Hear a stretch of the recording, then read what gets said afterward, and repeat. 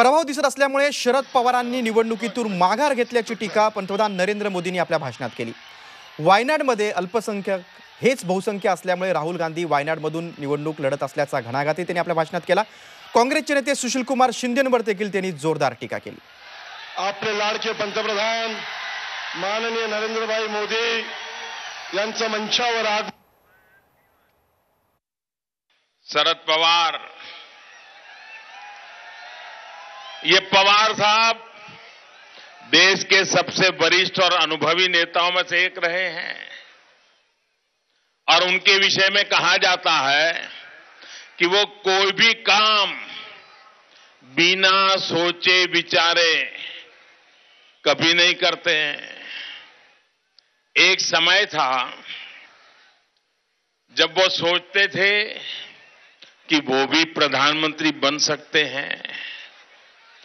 उन्होंने ऐलान भी किया था कि वो चुनाव लड़ेंगे, लेकिन अचानक एक दिन बोले, नहीं, मैं तो राज्यसभा में ही खुश हूं, मैं चुनाव नहीं लड़ूंगा। शरद पवार जी भी जानते हैं कि हवा का रुख किस तरफ है। इस बात को अब कांग्रेस भी समझ रही है कि देश ने उसे सजा देने का मन बना लिया है और इसके लिए नेता अब मैदान छोड़ करके भागने लगे हैं। पूरे विश्व को परिवार मानने वाले हिंदू समाज को आतंकी कह दिया, आतंकवाद हिंदू के साथ जोड़ दिया। इसके कारण अब उनकी हिम्मत नहीं पड़ रही है कि जहां पर मेजॉरिटी के लोग रहते हैं वहां चुनाव लड़ने की हिम्मत नहीं है।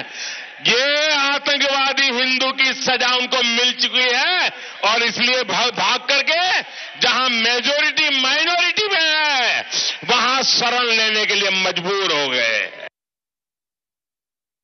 हमारी 5000 से ज्यादा साल पुरानी हमारी संस्कृति को बदनाम करने का प्रयास किसने किया?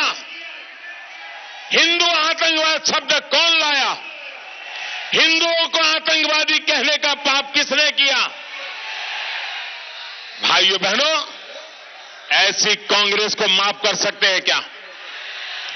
ऐसे कांग्रेस के गठबंधन को माफ कर सकते हैं क्या?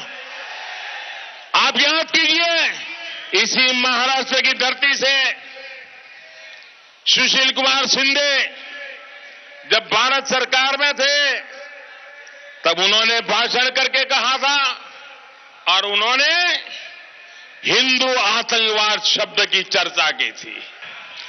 कोटि कोटि देशवासियों को दुनिया की नजरों में नीचा दिखाने का पाप किया है। भाइयों बहनों, ऐसी कांग्रेस को कभी माफ कर सकते हैं